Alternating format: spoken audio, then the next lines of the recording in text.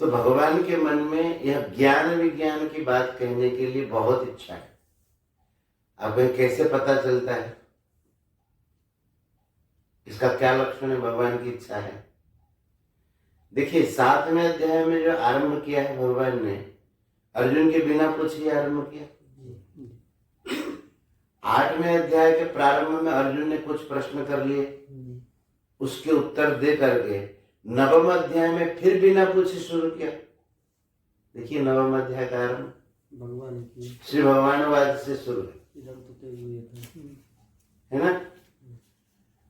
इसका मतलब भगवान के मन में कहने की इच्छा अभी समाप्त तो हुई नहीं, इच्छा बराबर है इस विषय को और कहूं। क्यों? ये विषय एक प्रमुख विषय, चाहे श्रीमद् भागवत जी का हो अथवा गीता जी का, ये एक प्रमुख विषय ज्ञान और विज्ञान। और देखिए 9वां अध्याय संपूर्ण हुआ, 10वें अध्याय में भी अर्जुन ने प्रश्न नहीं किया। 10वां अध्याय भी भगवान ने कहा, वो भी ज्ञान विज्ञान का अंतर्गत ही है। तो बिना पूछे ही भगवान बताते जा रहे हैं, इसका मतलब भगवान को बताते बताते तृप्ति नहीं हो रही। भूय एव महाबाहो शृण्वे परमं वचः। 10वां अध्याय के आरंभ में क्या कहते हैं? भूय एव महाबाहो शृण्वे परमं वचः कह रहे हैं ना। तो भूय का मतलब क्या है? फिर से कह रहा हूं का अर्थ क्या है? पहले कह चुका हूं, फिर कहता हूं तुमको। हम लोग कभी कहते ना, तुमको फिर कहता हूं। इसका मतलब कई बार हम तुमको पहले बता ही चुके। और 9वें अध्याय के आरंभ में भी वही कहा, क्या? इदम तुते गुह्यतमं प्रवक्ष्याम्यनुसूयवे ज्ञानम विज्ञान सहितम यज्ञात्वा मोक्षस्य असुवा। ठीक है। और इस ज्ञान विज्ञान के लिए देखिए भगवान कितने विशेषण देते हैं। 9वें अध्याय के दूसरे श्लोक में राज विद्या राजगुह्यम पवित्रम इदम उत्तमम प्रत्यक्षावगमम धर्म्यम कर्तुम सुसुखम कर्तुम और अव्ययम। कितने विशेषण हो गए?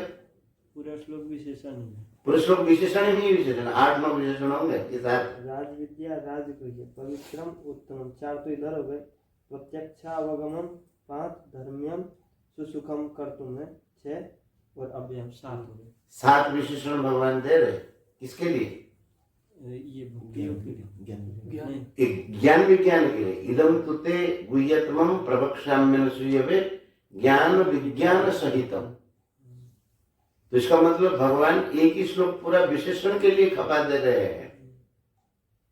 किसी विषय में हम विशेषण कितना देते? 1 देते, ज्यादा से ज्यादा 2 देते, लेकिन भगवान 7 विशेषण देते ज्ञान विज्ञान के लिए। इसका मतलब भगवान का ये प्रमुख मुद्दा है, ये भगवान विशेषता से कहना चाहते हैं। 7वें अध्याय में और अर्जुन के प्रश्न करने पर 8वें अध्याय में वो भी ज्ञान विज्ञान का ही वर्णन है एक प्रकार से। और 9वां अध्याय तो है ही, 10वां अध्याय भी ज्ञान विज्ञान का वर्णन है। 8वें अध्याय में तो अर्जुन प्रश्न पूछा, हाँ वो भी ज्ञान विज्ञान का अंतर्गत ही है। प्रश्न पूछने पर अंतकाल के गति के विषय में वर्णन किया, वो प्रश्न ही ज्ञान विज्ञान संबंधित ही है। कैसे वो बताएंगे जब समय आएगा उसका। और 10वां अध्याय भी ज्ञान विज्ञान है और 11वां अध्याय भी ज्ञान विज्ञान है। और 12वां अध्याय ज्ञान विज्ञान में जो प्रतिष्ठित हो जाते हैं उनके लक्षण। समझ में आएगा? तो पूरे 7 से लेकर के 12वें श्लोक तक का भगवान ज्ञान विज्ञान को ही कहना चाहते हैं और बिना पूछे बताते जा रहे हैं। समझ में कितनी बढ़िया बात है। तो भगवान ये कह रहे हैं, श्री भगवान वाच मय्यासक्तमनाः पार्थ योगं युञ्जन्मदाश्रयः असंशयं समग्रं मां यथा ज्ञास्यसि तच्छृणु। स्वामी जी महाराज श्रीमद् भगवद गीता साधक संजीवनी टीका लिखने के बाद एक परिशिष्ट लिखा, उसमें देखिए जुड़ा हुआ, इसमें जुड़ा हुआ है। हाँ, परिशिष्ट बहुत बाद में लिखा। एक अलग भी है, मतलब आप शायद जोड़ दिए हैं, पहले अलग भी हाँ, पहले अलग चलता था। जब हम उड़िया के में करते थे अनुवाद, उसी समय परिशिष्ट जुड़ा गया 2000 के आसपास में। उससे पहले परिशिष्ट भाव था नहीं। तो महाराष्ट्र को जो अनुभव हुआ विशेष, ये 7वां और 9वां अध्याय जो है परिशिष्ट के रूप में लिखा गया।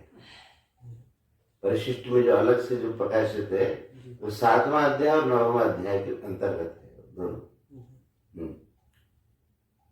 और बाद में सबका परिशिष्ट बना दिया गया, लेकिन प्रमुख रूप से उसी में परिशिष्ट ज्यादा होगा।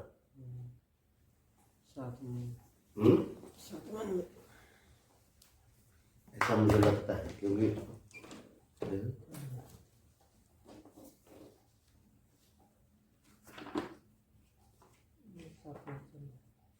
नहीं, पहले परिशिष्ट है क्या? सब में है क्या परिशिष्ट?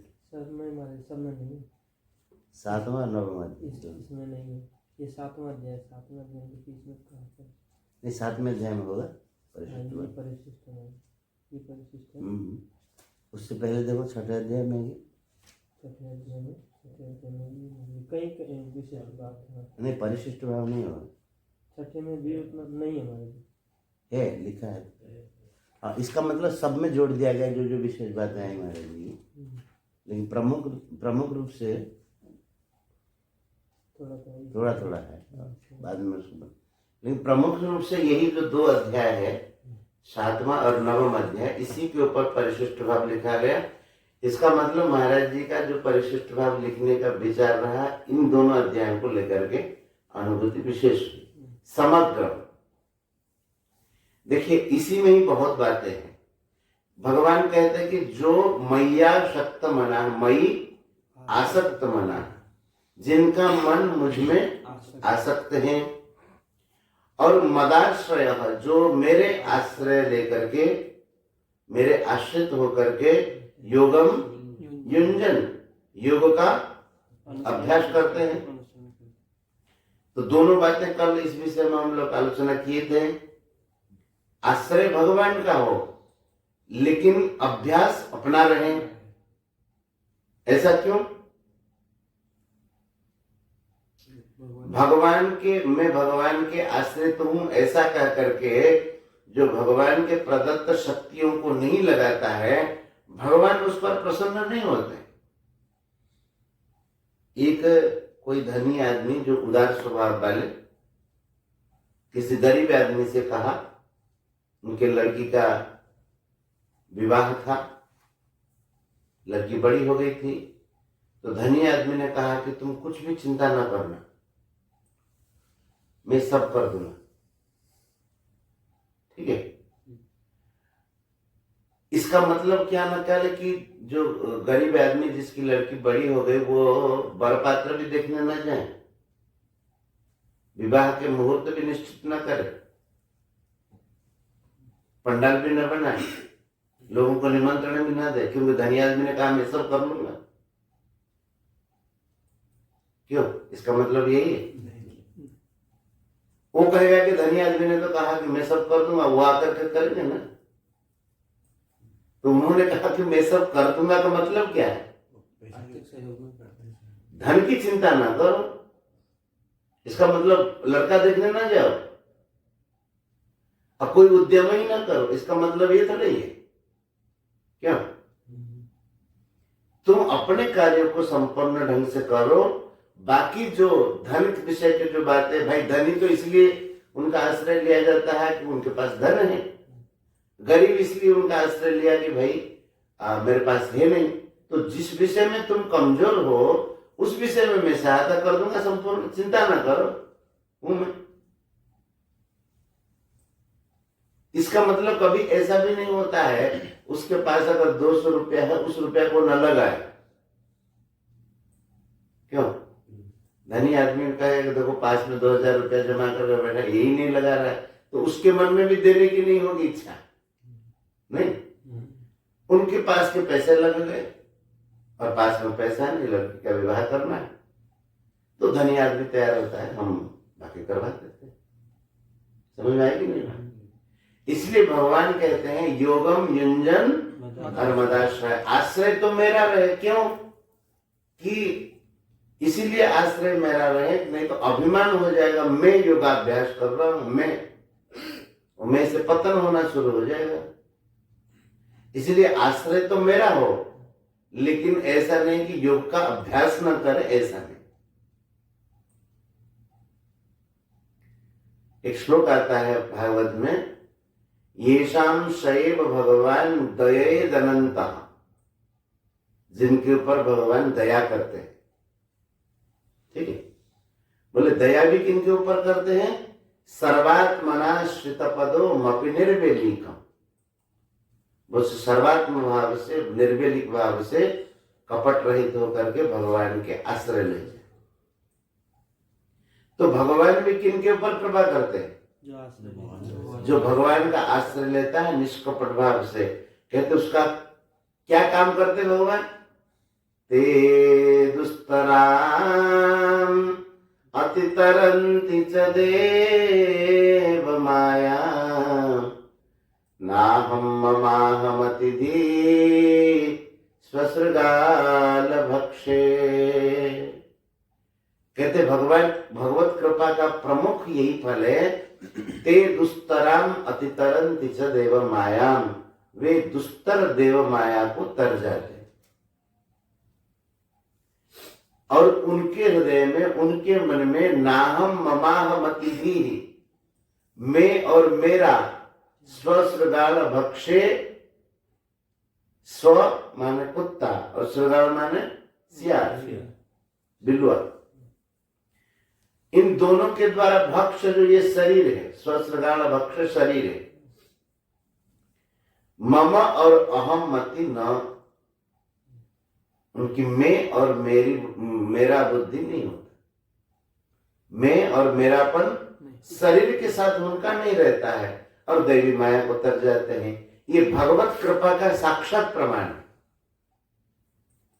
धन हो गया, आश्रम बन गया, भगवत कृपा का प्रमाण नहीं है, ये भी कृपा का अंश है।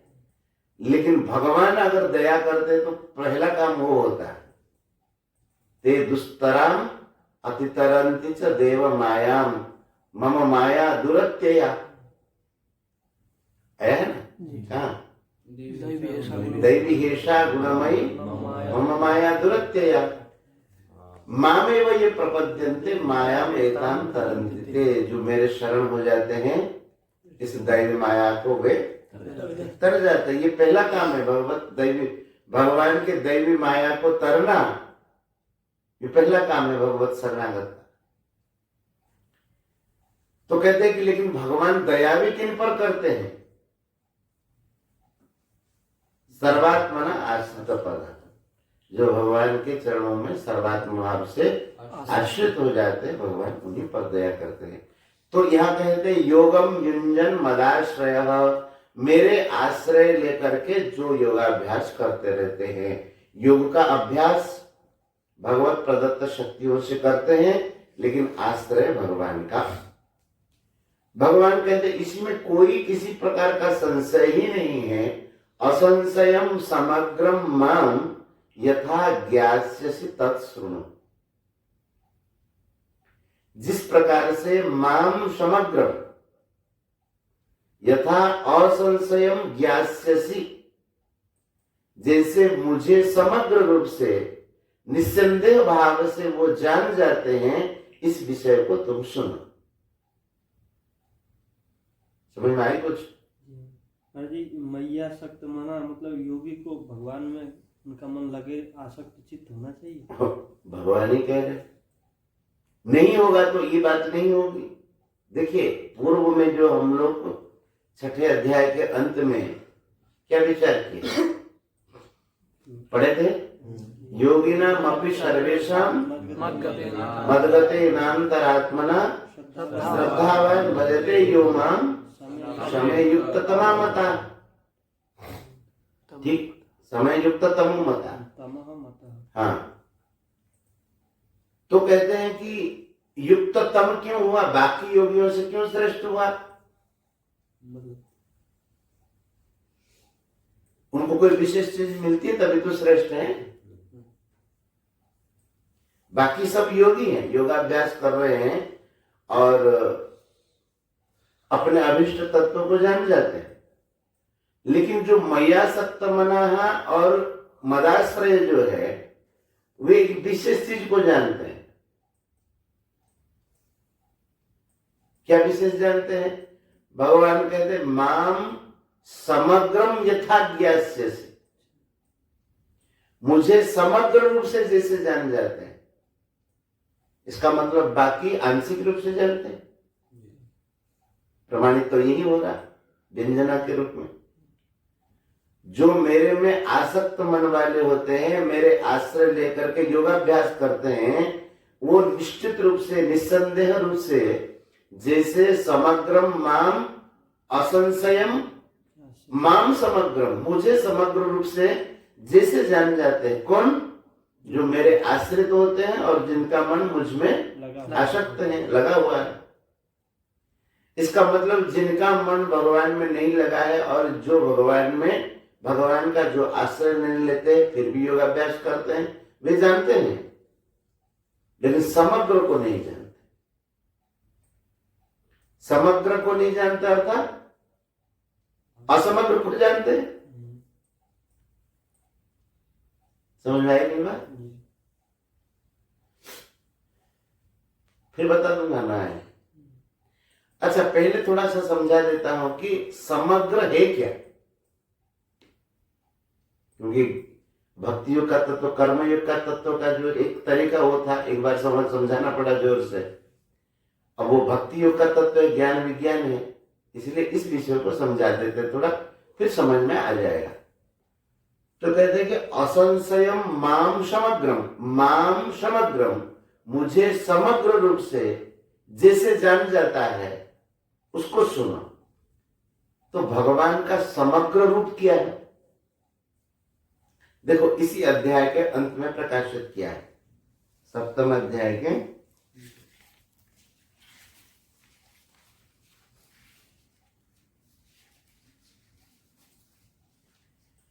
वेदांत समझी था। जरा मरण मोक्षाय माम आश्रित्य जतन्ति है, यहां भी आश्रित है। जरा मरण मोक्षाय, जरा और मृत्यु से मुक्ति पाने की इच्छा से जो मेरे आश्रय होकर के यतन्ति, यहां भी वही बात, यत्न करते हैं लेकिन आश्रय मेरे, मदाश्रय योगम युंजन, आश्रय मेरे लेकिन योग का अभ्यास करते हैं। तो कहते हैं कि जो इस प्रकार से मेरे आश्रित होकर के योगाभ्यास करते हैं वो समग्र रूप को जानते हैं। तो यहां भगवान समग्र रूप का वर्णन करे, समग्र है क्या। अब देखिए, यही गुरुजनों से अध्ययन करने से विशेष चीज मिलती है। समग्र का अर्थ कोई भी व्याकरणविद ये चीज नहीं निकाल पाएगा। समग्र का अर्थ व्याकरण के हिसाब से क्या होगा? जो संपूर्ण संपूर्ण क्या संपूर्ण? भगवान का संपूर्ण। क्या भगवान का संपूर्ण? यही के संतों का खोज। ये संपूर्ण बताते हैं भगवान गीता जी में कि ते ब्रह्म तद विदुहु, वे उस ब्रह्म तत्व को जान जाते हैं। समझ में आया?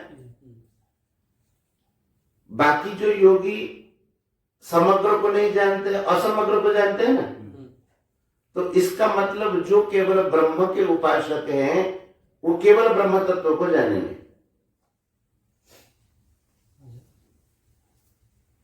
मैं थोड़ी कह रहा हूं, ये तो गीता जी का ही भाव प्रकट होता है। भाई, जो मेरे आश्रित होकर के यत्न करते हैं वे मुझे समग्र रूप से जान जाते हैं, और जो आश्रित न होकर के यत्न करते हैं मुझे असमग्र रूप से जानते हैं। जैसे कोई भगवान का आश्रय नहीं, लेकिन केवल वो यत्न में लगा हुआ है, कुछ तो मिलेगा ना उनको, सच्चे हृदय से अगर लगा होगा तो जिस तत्व की आराधना करता है उसी को मिल जाएगा। हठ योगी को उसमें सिद्धि मिल जाएगा, लय योगी को अपने में सिद्धि मिल जाएगा, कर्म योगी को अपने में सिद्धि मिल जाएगा, ज्ञान योगी को अपने में सिद्धि मिल जाएगा। लेकिन यही योगी ज्ञान योग का भले ही अभ्यास करे, लेकिन मेरे आश्रित होकर के करे तो मुझे समग्र रूप से जान जाता है। वो समग्र क्या है? तो कहते हैं कि यहां भगवान कहते हैं जरा मरण मोक्षाय माम आश्रित यतन किए ते ब्रह्म तद विदुहु, वे उस ब्रह्म तत्व को जान जाते हैं। कृत्स्नम अध्यात्मम विदुहु, संपूर्ण अध्यात्म तत्व को जान जाते हैं। अखिलम कर्मम विदुहु, अखिलम च अखिलम कर्म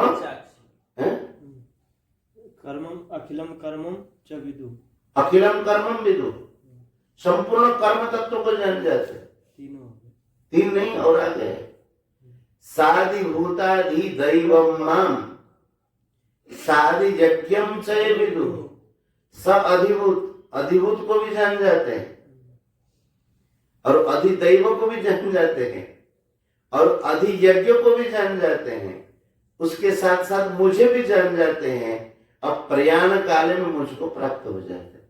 ये भगवान का समग्र रूप। क्या बात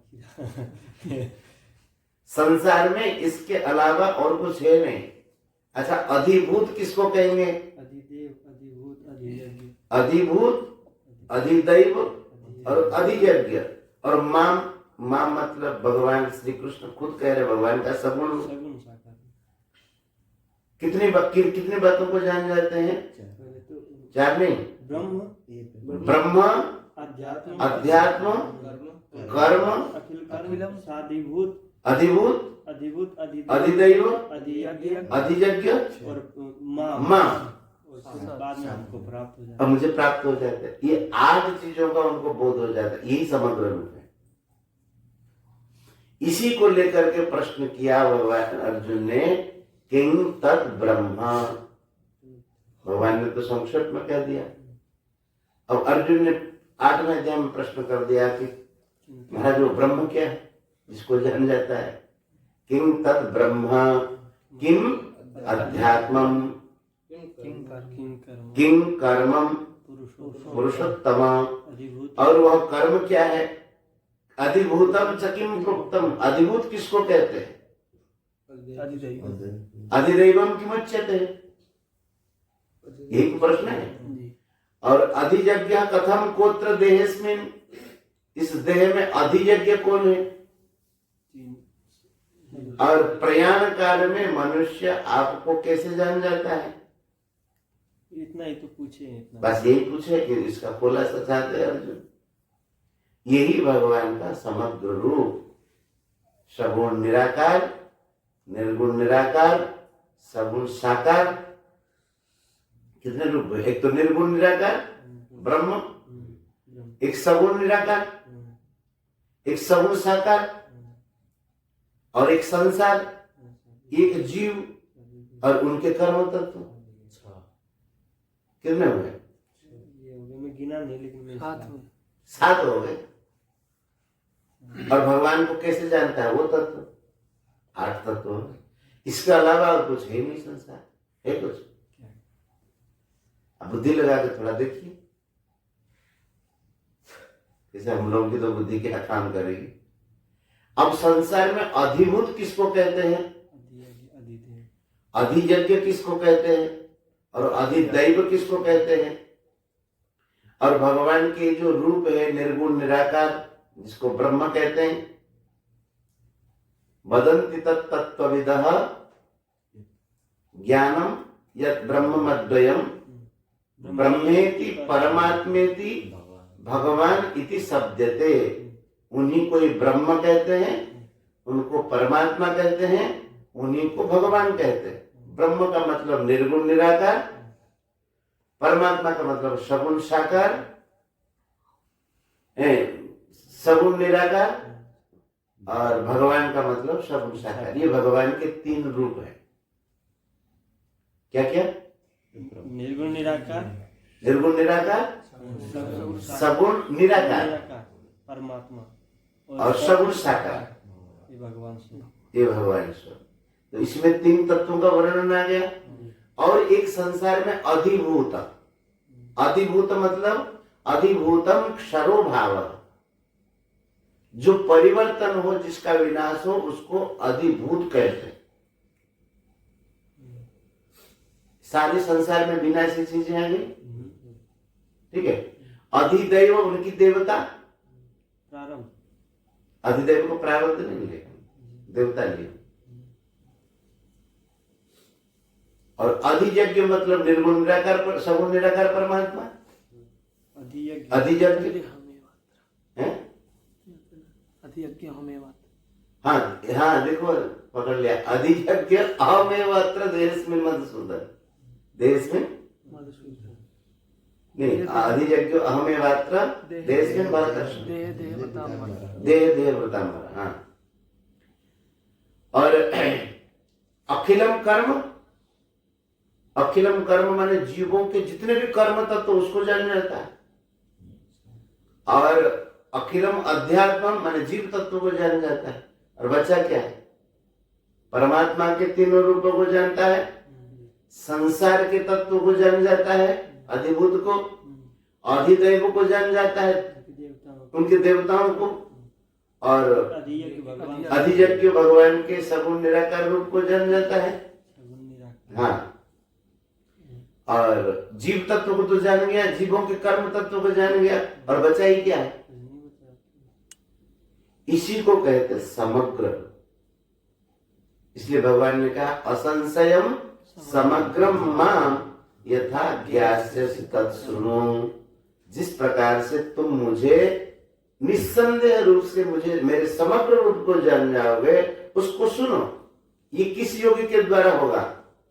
समग्र रूप को कौन जानेगा? भगवान का आश्रय, जो भगवान का आश्रय लेकर के और योग का अभ्यास करते हैं, मयासक्त बना हुए। और बाकी जो है, जो निर्गुण निराकार का केवल अभ्यास करते, भगवान का आश्रय नहीं लेते, तो उस तत्व को जान जाएंगे। तो वो भगवान का समग्र रूप नहीं है, एक ही रूप है। समझ में आई कि नहीं बात? इतने में रोक देते हैं, थक रहे हैं आप लोग, लगता है थके नहीं, थके नहीं। 10 मिनट हो, लेकिन है एक बहुत बढ़िया चीज कहते हैं, अच्छा लग रहा है। इसी को ही समझ जाएंगे तो पूरा ज्ञान विज्ञान आपको समझ में आ जाएगा। भागवत में भी जो ज्ञान विज्ञान कहते हैं, वो तो वही बात कहते हैं। ज्ञानम परम गुह्यम में यद विज्ञान समन्वितम सरहस्यम तदंगम च गृहाण गदितम मया, ये तो कहते भागवत। ये भी वही बात कहते हैं गीता जी। इसलिए गीता जी समझ में थोड़ा बहुत आ जाता है संत कृपा से, संपूर्ण तो कोई समझ सकता नहीं। तो भागवत जी को समझने में आसान है, और कोई भी ग्रंथ आप उठा आपको समझ में आ जाए।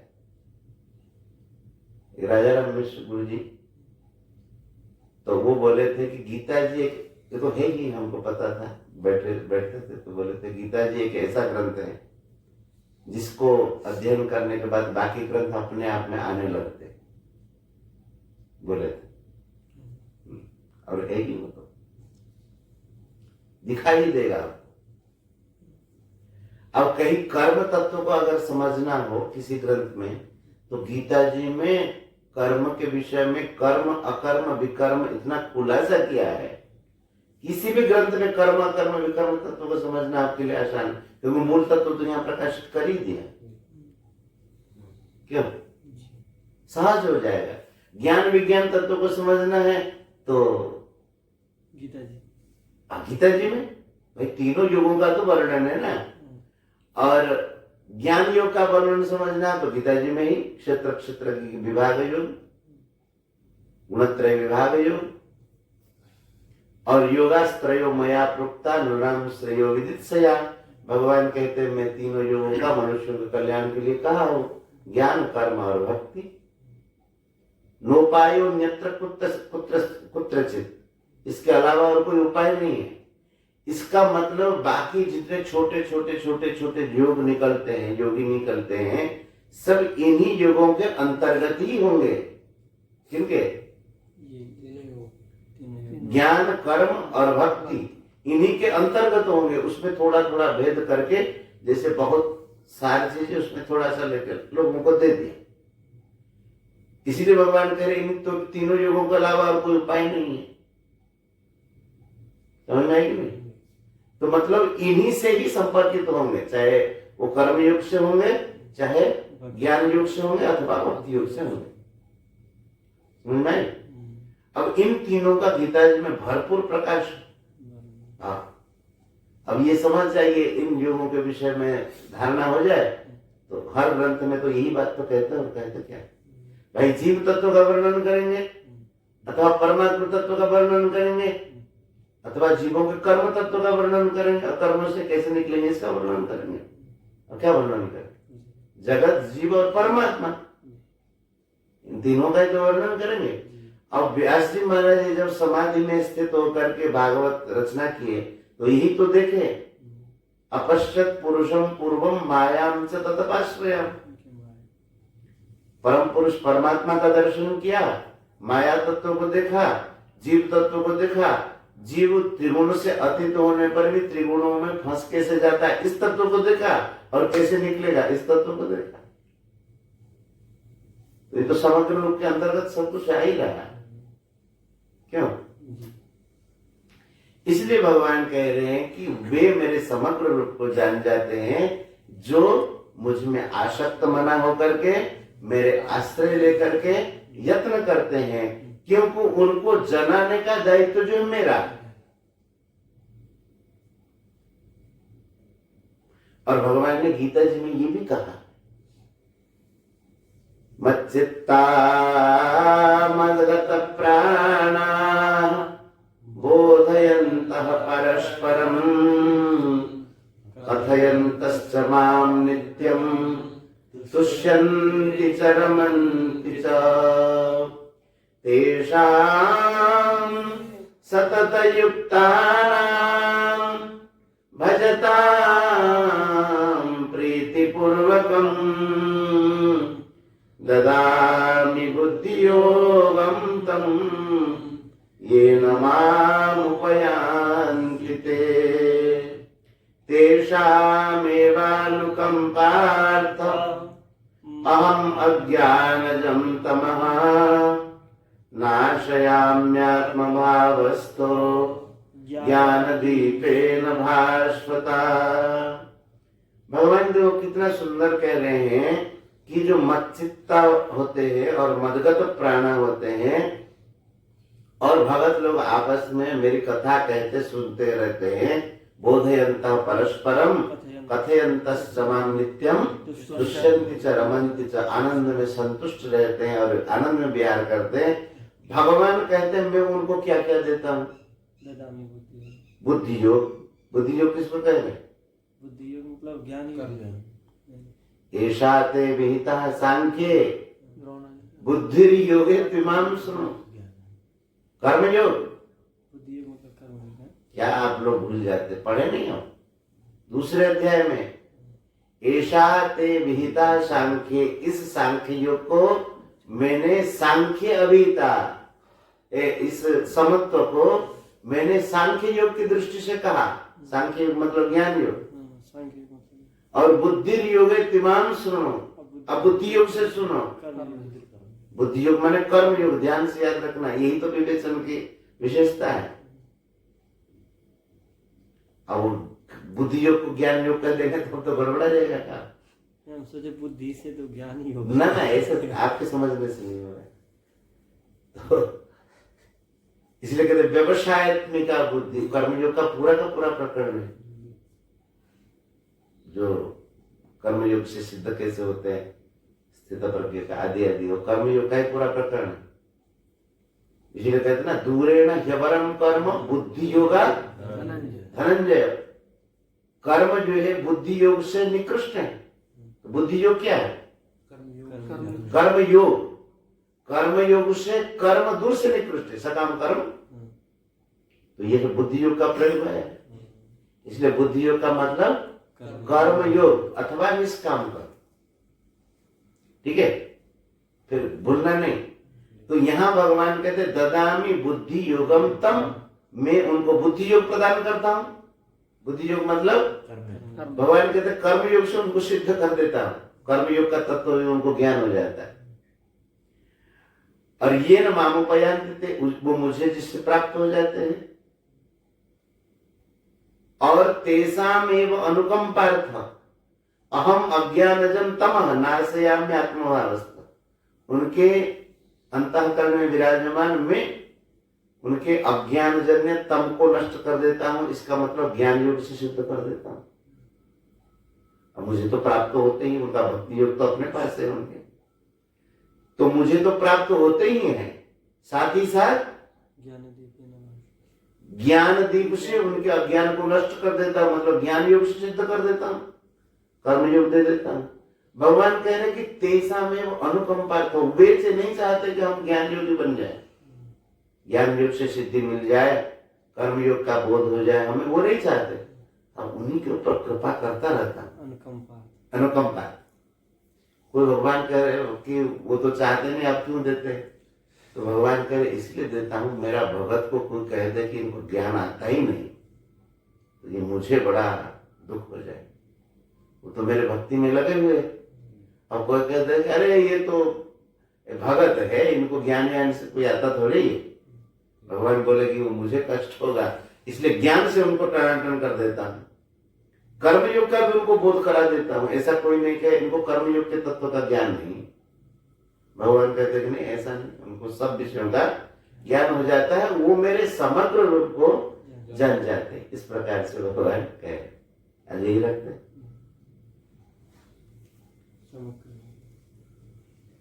ये इसलिए बता रहा हूं कि देखो श्लोक के क्रम से पढ़ के आओगे तो समग्र अगर नहीं समझ पाओगे, आगे कही हुई बात नहीं समझ पाओगे।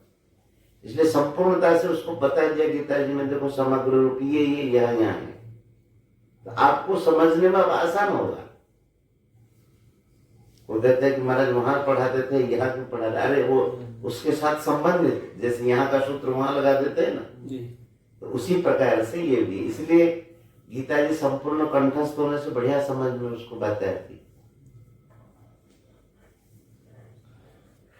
गोविंद जय जय गोपाल जय जय, गोविंद जय जय गोपाल जय जय, श्री राधा रमण हरि गोविंद जय जय, राधा रमण हरि गोविंद जय जय, गोविंद जय जय गोपाल जय जय, गोविंद जय जय गोपाल जय जय, श्री राधा रमण हरि गोविंद जय जय, राधा रमण हरि गोविंद जय जय, गोविंद जय जय गोपाल जय जय, गोविंद जय जय गोपाल जय जय, श्री राधा रमण हरि गोविंद जय जय, राधा रमण हरि गोविंद जय जय, वृंदावन बिहारी लाल की जय, श्री राधा रानी की जय, श्रीमद् भगवद गीता मैया की जय, जय जय श्री राधे श्याम। हरि हरि हरि।